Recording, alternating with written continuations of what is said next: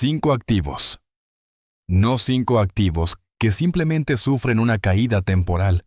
No 5 activos que flaquean. 5 activos que caen a cero absoluto. La destrucción del poder adquisitivo durante un colapso económico. Y al menos 2 de ellos están en su cartera ahora mismo. Esto es lo que todo el mundo entiende mal. Piensan que un crash significa que las acciones bajan un 30%. Uno aguanta y todo se recupera. Eso es una recesión. Eso es un mal trimestre. De lo que estoy hablando es de un crash de verdad. El tipo de crash que reescribe las reglas del dinero de la noche a la mañana. Argentina 2001, Grecia 2010, Líbano 2019, Weimar 1923. El tipo de crash en el que su cuenta bancaria sigue mostrando el mismo número, pero ese número ya no puede comprarle ni un sándwich. La mayoría de los consejos financieros le sugieren diversificar entre clases de activos y capear el temporal. Ese consejo es para bajadas normales. En un colapso real, lo arruinará porque ciertos activos no solo pierden valor, se vuelven radiactivos, y para cuando se dé cuenta de que posee uno, la puerta de salida estará sellada. Al final de este video, sabrá exactamente qué 5 activos se evaporan en un verdadero crash económico y conocerá las autopsias históricas que lo demuestran. Bienes de lujo duraderos. Sus relojes de diseño, su sub de $90,000, su barco, su colección de zapatillas raras guardadas en un armario con climatización. Estos objetos se sienten como riqueza. Parecen riqueza, pero en un crash económico, se convierten en anclas que le arrastran al fondo. He aquí por qué. Los bienes de lujo derivan su valor de 2 cosas: ingresos disponibles y señales de estatus. Ambos se evaporan en el momento en que golpea una crisis real. Cuando la gente tiene miedo de verdad, no compra relojes Rolex, compra arroz. Piense en Buenos Aires en diciembre de 2001. Cuando Argentina acababa de entrar en default con $93,000 millones en deuda soberana, el mayor impago de la historia en aquel momento. El peso, que había estado vinculado 1 a 1 con el dólar estadounidense durante una década, se desplomó de la noche a la mañana. Los bancos congelaron las cuentas. Los ciudadanos no podían retirar sus propios ahorros. La tasa de desempleo subió al 25%. Imagine ahora el mercado de coches de ocasión. Antes de la crisis, un BMW Serie 5 de 3 años en Buenos Aires mantenía aproximadamente el 60% de su valor original. Una depreciación normal. A los 6 meses del crash, ese mismo coche se vendía por 15 o 20 centavos por dólar, suponiendo que se encontrara un comprador. Y aquí viene el sabor amargo. No podía venderlo por pesos porque nadie quería pesos. No podía venderlo por dólares porque nadie tenía dólares. El coche simplemente se quedaba en la entrada perdiendo valor, mientras costaba seguros e impuestos que no podía pagar. Mientras su vecino, dueño de una panadería, intercambiaba pan por atención médica. La crisis financiera de 2008 mostró el mismo patrón en Estados Unidos. El McKinsey Global Institute estudió el comportamiento del consumidor en 15 países durante la caída. El gasto en bienes de lujo se desplomó entre un 15 y un 35% según el mercado. Pero esto es lo que ocultan los datos generales. El mercado de reventa cayó aún más fuerte. Los relojes de alta gama perdieron entre el 40 y el 60% de su valor en el mercado secundario en 18 meses. Los vehículos de lujo se depreciaron al doble de la velocidad habitual. Los barcos eran prácticamente invendibles. Los operadores de puertos deportivos en toda Florida informaron de barcos abandonados porque los propietarios ya no podían pagar las cuotas de amarre y no encontraban compradores a ningún precio. El mecanismo es brutal y sencillo. En un crash, el grupo de compradores de bienes de lujo se reduce a casi cero. Todo el mundo que compraría su Patek Philippe también está liquidando su Patek Philippe. La oferta inunda el mercado. La demanda desaparece. Y a diferencia del oro o la tierra productiva, un reloj de lujo no genera ingresos, no produce alimentos, y no tiene una utilidad intrínseca más allá de dar la hora. Algo que su teléfono hace gratis. Durante la hiperinflación de Weimar, Adam Ferguson documentó familias que vendían pianos de cola, abrigos de piel y muebles antiguos por las provisiones de comida de una sola semana. Objetos que habían sido reliquias familiares durante generaciones se intercambiaban por patatas, no porque los objetos carecieran de artesanía o belleza, sino porque la belleza no alimenta a los niños. Esta es la brutal verdad sobre los bienes de lujo duraderos. Son consumo disfrazado de inversión, y en un crash, el disfraz se cae. Bonos del Estado. El fundamento de las carteras conservadoras, el activo en el que su fondo de pensiones tiene ahora mismo un peso excesivo. Lo que su asesor financiero llama el activo libre de riesgo. Aquí está el problema. No existe tal cosa como un activo libre de riesgo. El término es un eslogan de marketing inventado por una industria que se beneficia de su confianza. Un bono del Estado es un préstamo que usted le hace al Estado. Usted le da al Estado $1,000 hoy, y él promete devolverle $1,000 más intereses a lo largo de 10, 20 o 30 años. Suena seguro, pero el reembolso se realiza en la propia moneda del Estado. Y si esa moneda pierde poder adquisitivo por inflación, devaluación o un colapso total, su bono seguro se convierte en el recibo de un papel sin valor. Permítame mostrarle cómo se desarrolla esto en la práctica. Grecia, 2012.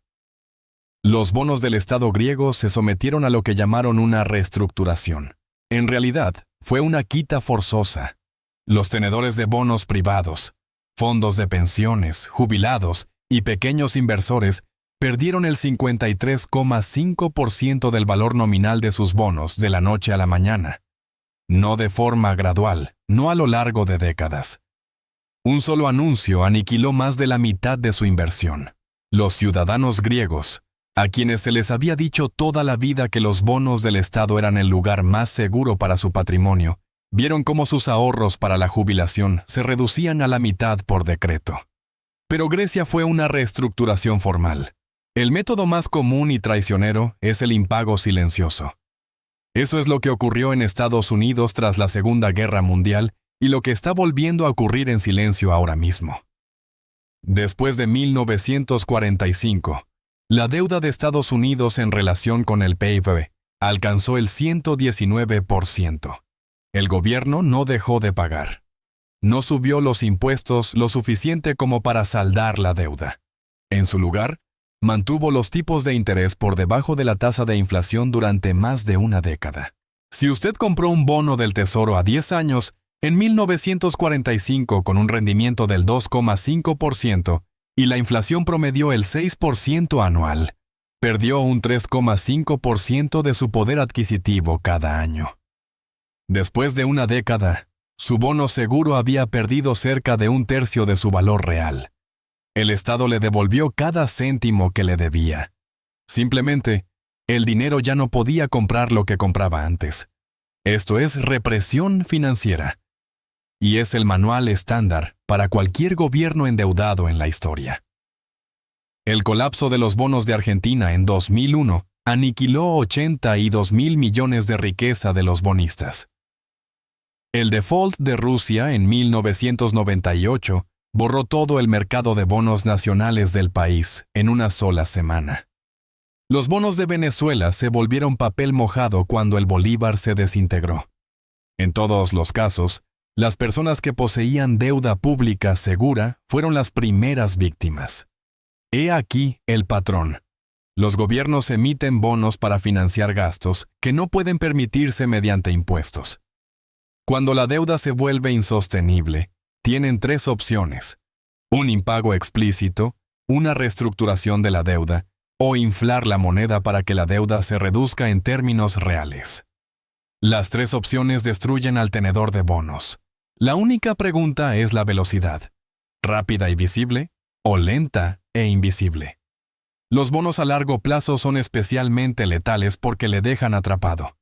Si usted posee un bono a 30 años y la inflación se dispara, está en una trampa. Recibe pagos fijos en una moneda que compra menos cada mes. Puede intentar vender el bono en el mercado secundario, pero su precio ya se habrá desplomado porque nadie quiere comprar un instrumento de renta fija en un entorno inflacionario. El activo libre de riesgo es una trampa. Es libre de riesgo para el Estado. Para usted, es una máquina de extracción de riqueza a cámara lenta. Efectivo. Lo que tiene en su cuenta de ahorros, lo que tiene bajo el colchón, lo que sus abuelos decían que siempre se debía tener en cantidad suficiente. El efectivo es el rey hasta que el reino cae. En una economía normal, es inteligente tener efectivo. Le da liquidez. Le da opciones. Pero en un crash económico real, que implique una devaluación monetaria o hiperinflación, el efectivo no solo rinde mal, se evapora. Beirut, octubre de 2019. La libra libanesa había estado vinculada de forma fija a 1.507 por dólar desde 1997. 22 años de aparente estabilidad. Los ciudadanos libaneses confiaban en el tipo de cambio fijo. Guardaban sus ahorros en libras. Depositaban los ingresos de toda su vida en bancos libaneses. Entonces, el vínculo se rompió.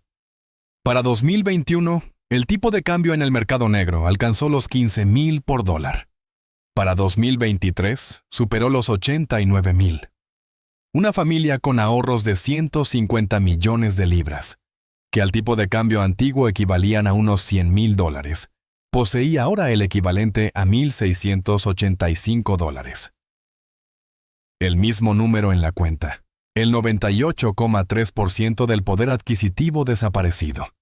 No invertido en una mala acción, no apostado, sino simplemente depositado en una cuenta de ahorros, haciendo exactamente lo que se les vendió como seguro. El mecanismo es siempre el mismo. El efectivo es un derecho sobre el poder adquisitivo futuro, denominado en una moneda específica.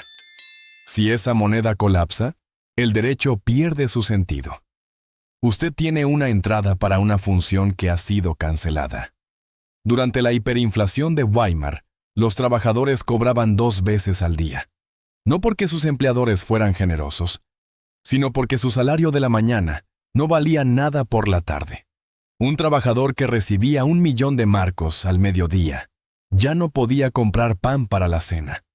Ferguson describe a mujeres que salían corriendo de las fábricas hacia las tiendas durante los descansos para almorzar, esprintando para convertir el papel en cualquier cosa tangible antes de la siguiente actualización de precios.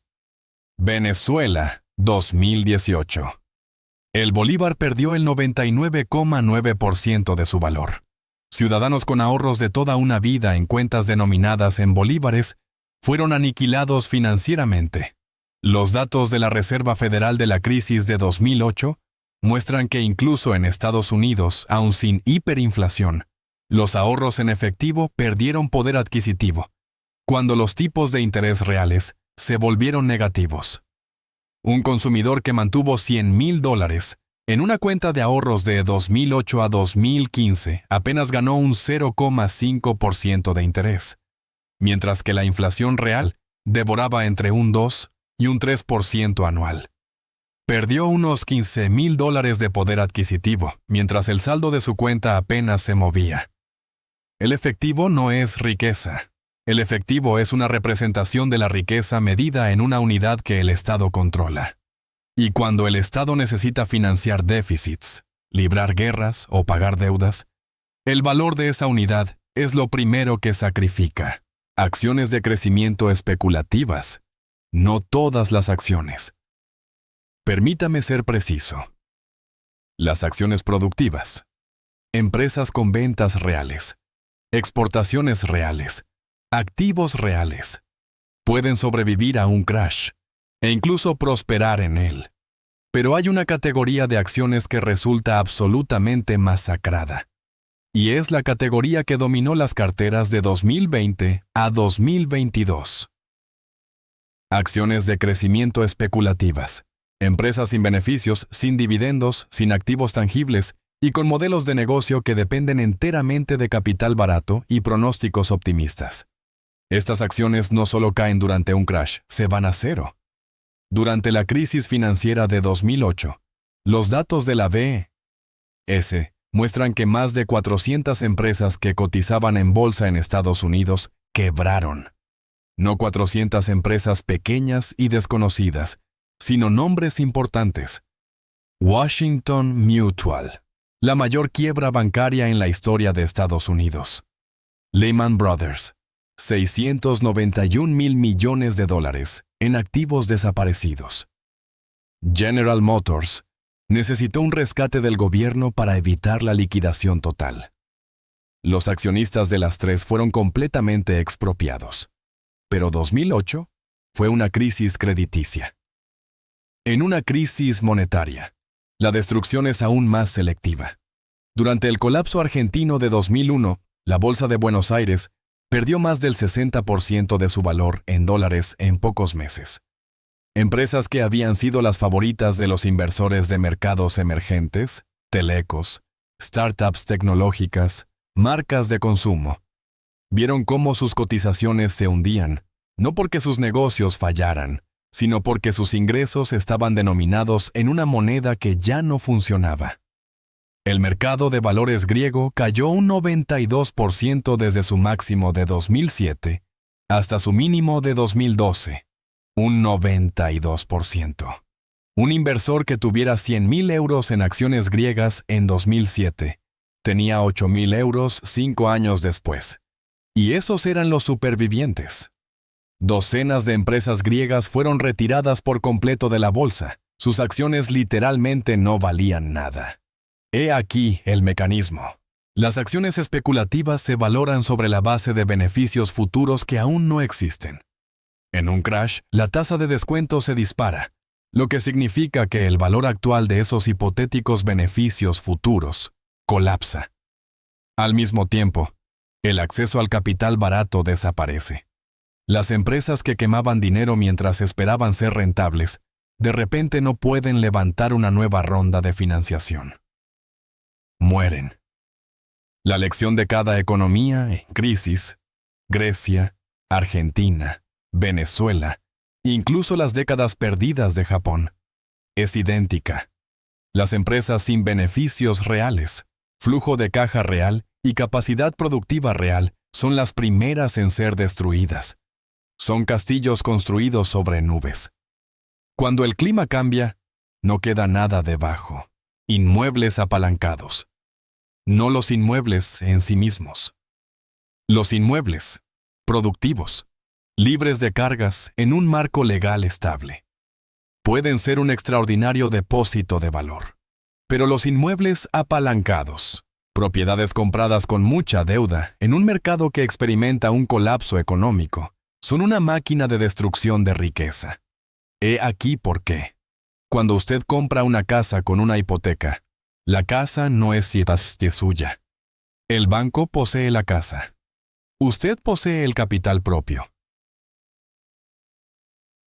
Equity. La diferencia entre el valor de mercado de la propiedad y lo que debe.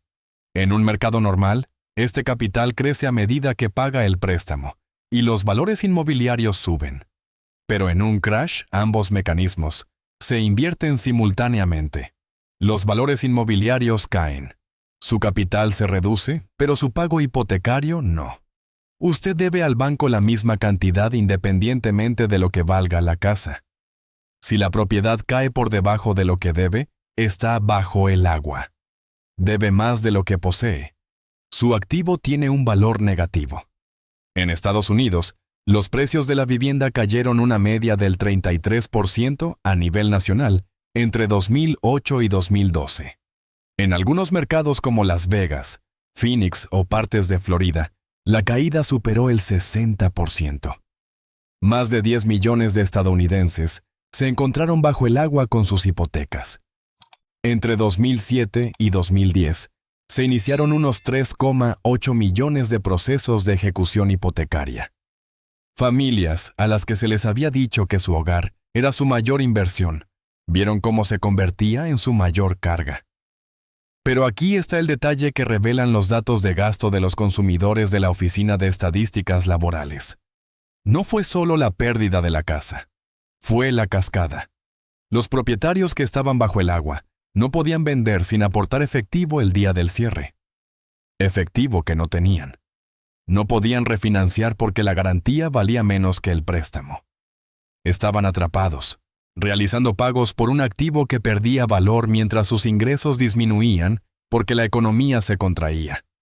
Muchos dejaron de pagar por completo, arruinando su solvencia crediticia por una década.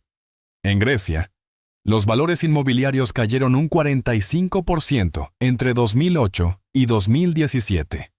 Los ingresos por impuestos sobre la propiedad se desplomaron, por lo que el gobierno subió los impuestos inmobiliarios para compensar, presionando así a propietarios que ya estaban perdiendo dinero con sus inversiones. Ciudadanos que habían pedido préstamos para comprar pisos en Atenas tuvieron que pagar impuestos más altos por propiedades que valían solo la mitad de lo que pagaron, con inquilinos que no podían permitirse el alquiler en una economía colapsada. La crisis de España fue aún más feroz.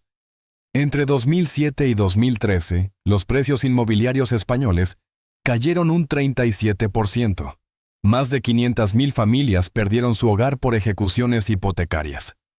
Según la ley española de entonces, perder la vivienda no eliminaba la deuda. Se seguía debiendo al banco la diferencia. Había personas sin hogar y endeudadas por propiedades que ya no poseían. El mecanismo es el apalancamiento. El apalancamiento amplifica las ganancias al subir y amplifica la destrucción al bajar. Una caída del 20% en una propiedad que compró con un 10% de capital propio no significa que haya perdido el 20%. Significa que ha perdido el 200% de su capital. No solo está en la ruina, está en negativo. La tierra productiva y libre de deudas, especialmente la agrícola, ha sobrevivido a todos los colapsos económicos de la historia registrada. Pero los inmuebles residenciales o comerciales apalancados en un mercado que se hunde han aniquilado más riqueza de la clase media que casi cualquier otra clase de activo en la historia moderna. Así que, recapitulemos. 5 activos que lo pierden todo en un crash real. Primero, bienes de lujo duraderos. Consumo disfrazado de inversión, sin compradores cuando el miedo golpea. Segundo, bonos del Estado a largo plazo en moneda local, el activo libre de riesgo que se sacrifica primero cuando el Estado necesita sobrevivir. Tercero, efectivo y ahorros similares al efectivo. Una entrada para una función que el Estado puede cancelar en cualquier momento. Cuarto, acciones de crecimiento especulativas sin beneficios. Castillos de nubes que son los primeros en caer y los últimos en recuperarse. Si es que lo hacen. Quinto, inmuebles apalancados. El destructor de la riqueza de la clase media que convierte su mayor activo en su mayor carga en cuanto el mercado gira. Cada uno de estos activos se siente seguro en los buenos tiempos. Esa es la trampa. La seguridad es una función del entorno, no del activo en sí. Un chaleco salvavidas es un equipo de seguridad en un barco. En el desierto es solo lastre. Ahora bien, he aquí lo que nadie le dice. No estamos en tiempos normales. La deuda global ha superado los 315 billones de dólares. Solo Estados Unidos carga con más de 38 billones. Los pagos de intereses de esa deuda superan ya el gasto militar. Las señales de advertencia que precedieron a cada crash que hemos analizado esta noche, desde Argentina hasta Grecia y el Líbano, están parpadeando en economías que la gente considera intocables. El próximo video analiza los 5 activos que han sobrevivido a todos los crash desde 1923 y el marco de asignación exacto que utilizaron los supervivientes. Si posee alguno de los 5 activos que acabamos de discutir sin tener un contrapeso, tiene que ver eso a continuación. Si esta historia ha cambiado su visión sobre su cartera y los peligros ocultos en su jardín de inversiones, suscríbase y dé un me gusta al canal. Realizamos autopsias financieras para desenterrar la historia que intentaron enterrar. Sembremos las semillas para un futuro más seguro. El próximo tesoro de conocimiento se abrirá pronto.